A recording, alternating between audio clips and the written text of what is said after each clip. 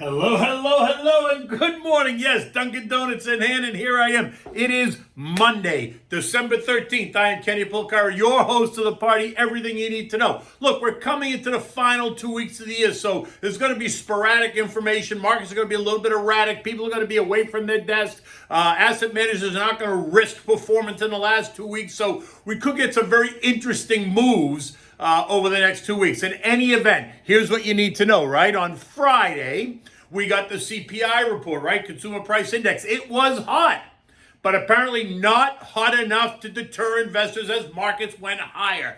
Over the weekend, Billy Ackman suggests that CPI is really 10% and not the 6.8% we were told. And we'll get to that in a second. The PPI is due out tomorrow. That's going to be another one for investors to keenly watch.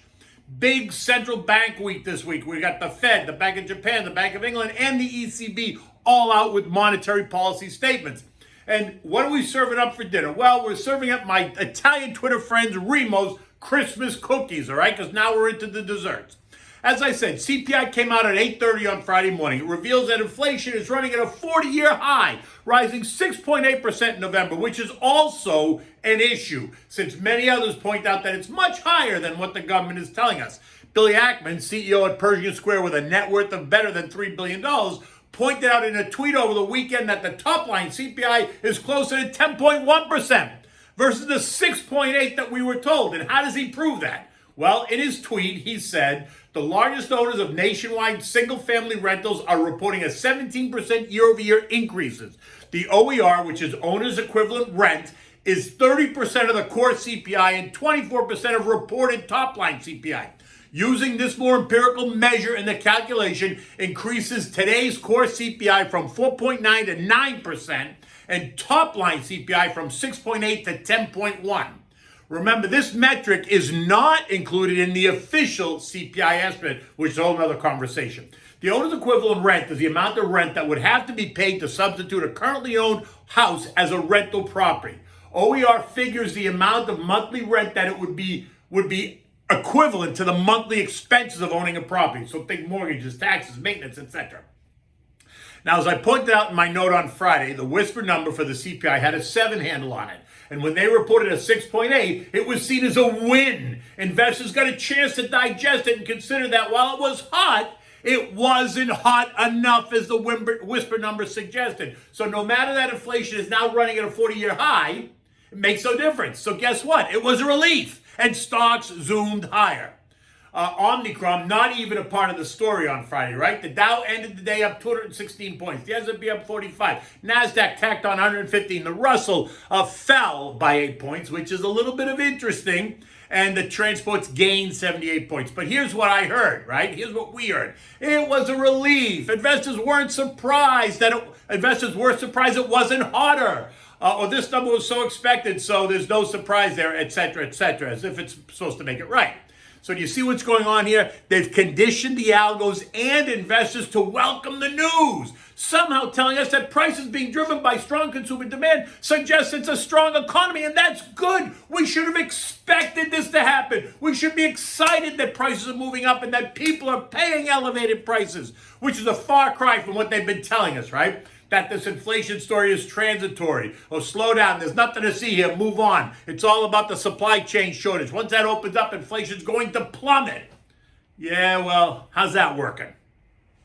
2 weeks ago, Jay Powell made it official. He was no longer using the word transitory because, as he put it, too many people don't understand the word. They thought it meant 5 or 6 months when what it really means is it's going to go away at some point in the future, which is apparently not 5 or 6 months, right? And that's what Jay kind of meant all along, is he thought it was going to disappear in 5 or 6 months, right? He never really defined it by weeks or months, but that was the message. It's transitory. He kept saying it's just transitory. And now that he thinks none of us understand the word, he's dropping it from the narrative and now saying that inflation will most likely be here for a little bit longer than expected.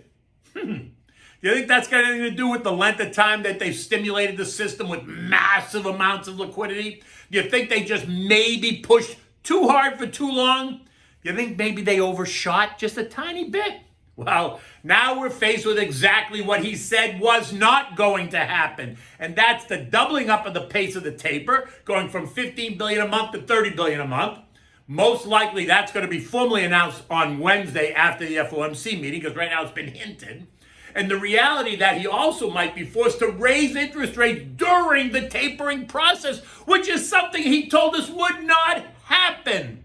It's a throwback to George Bush Sr. when he was running for president and told the country at the 1988 GOP convention, read my lips, no new taxes. But then in 1990, when both the House and the Senate were controlled by the Democrats, and Georgie was a Republican president, they forced him into a corner. They fought him every step of the way until he conceded and finally gave up and agreed to a compromise which raised several existing taxes as part of the 1990 budget agreement.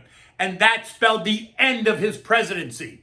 It's not going to happen to Jay because Jay's not the president. But a spike in interest rates to combat out of control inflation could spell the end of the current setup in November 2022, which is the midterm elections. I'm just saying, time to keep your eyes open now, because that's going to be the theme in a couple of months.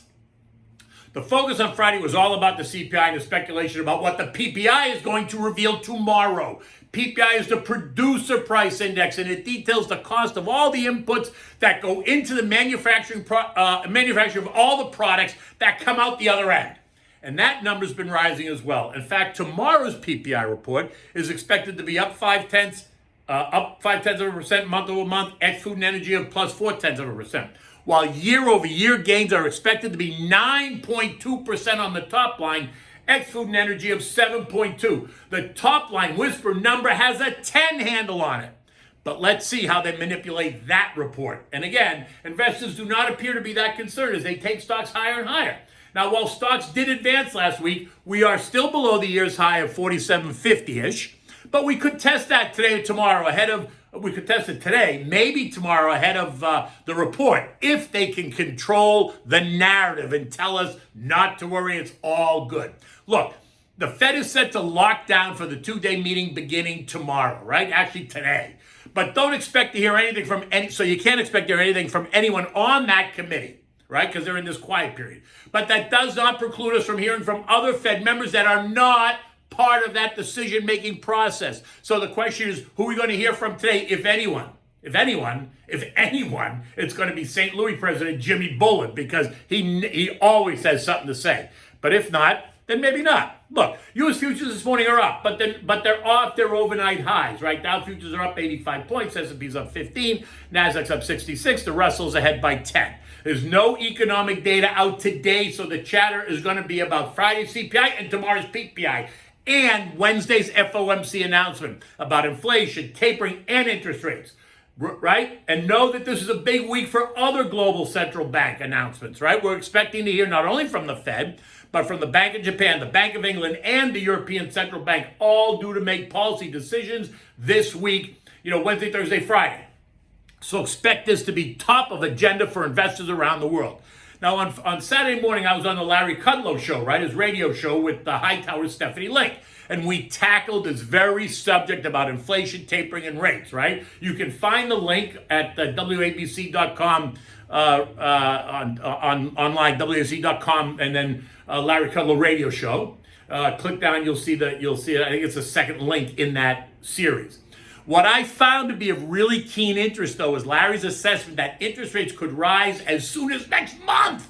That's right, January, which is not what the market is prepared for at all. And if that does happen, then you better make sure to strap yourself in, right? So take a moment to listen to that. Curious to see what you think. Feel free to reach out to me via Twitter or email and just tell me what you think. This morning, U.S. markets are all up as they prepare for a big week out of global central banks. And there is this growing global focus on super high inflation around the world and how the central banks are prepared to handle it or not. After this week, expect the flow of eco data to slow into the final 2 weeks of the year and expect many money managers just to sit tight, right? No one's risking performance in the final 14 trading days of the year. At 6:30 this morning, European markets were all up about 0.5 to 1% across the board. The 10-year Treasury is now yielding 1.47, and that suggests that the bond market does not believe that rates are going up anytime soon. To that I say just wait until the Fed is no longer the buyer of last resort. Where will the natural buyers stand? Will they defend the 1.47 yield rate?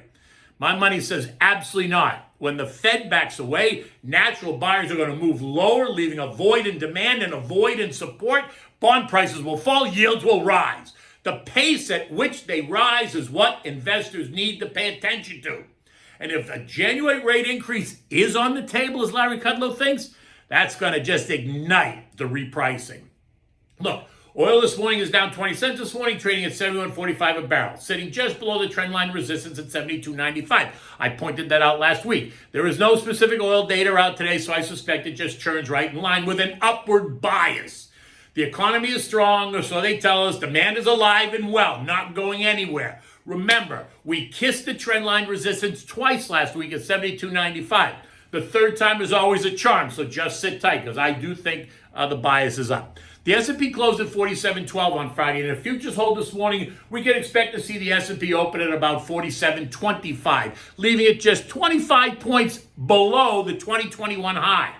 Tomorrow's report is going to drive the next move. If the data is stronger than expected, I would expect the market to back off, unless, of course, they can convince us a stronger inflation is good, which you're going to work hard to do. In addition, Wednesday's FOMC announcement is going to be is going to drive the next move after tomorrow's move.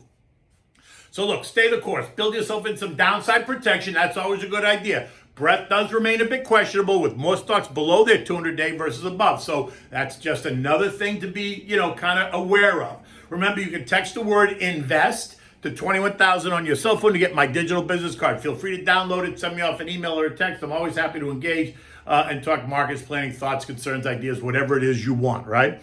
Remember, you can follow me on Twitter and TikTok at Kenny Polcari. You can get me on Instagram at Kenny P. 1961. So look, I gave you the 7 fishes that we have on Christmas Eve, and then I told you we were going to start with some of the desserts that you could also serve on Christmas Eve or Christmas Day, right? So I'm featuring a recipe today that comes from an Italian friend of mine, Remo, who follows me on Twitter, sent me a picture of these great cookies that he makes around Christmas time. It's his nonna's recipe. So he sent it to me, tried it. They are delicious. They're nutty, right? It's not so much a cookie as it's kind of a nutty cluster, but it's really good. And so here's what you need, right? First of all, they're called Panepapato. It's not that easy to say, but Panepapato is how you pronounce this particular dessert. Now look, since baking is a science, you need ingredients and measurements to be perfect, right? Because it makes perfect sense. You can't bake the way I cook, which is kind of by feel and smell and taste and touch, right? Preheat your oven at 325 degrees. Now you need 5 cups of nuts. You can mix almonds, walnuts, and hazelnuts, or you can just use one, or you can use a couple, whatever. But you mix at least those 3 nuts, or at most those 3 nuts. You need 4 ounces of Baker's semi-sweet chocolate bar. You want to just chop it, right, so that you can mix it. You need a cup of raisins, 1 1/4 cup of honey, 2 1/2 cups of flour, a 1/2 teaspoon of salt, and 10 ground peppercorns if you want. I don't use the peppercorns, but it is optional. Rough chops the nuts in a food processor. Don't pulverize them. Maybe you're better off just chopping them with a knife because you want them to be chunky, right? You don't want them to be pulverized.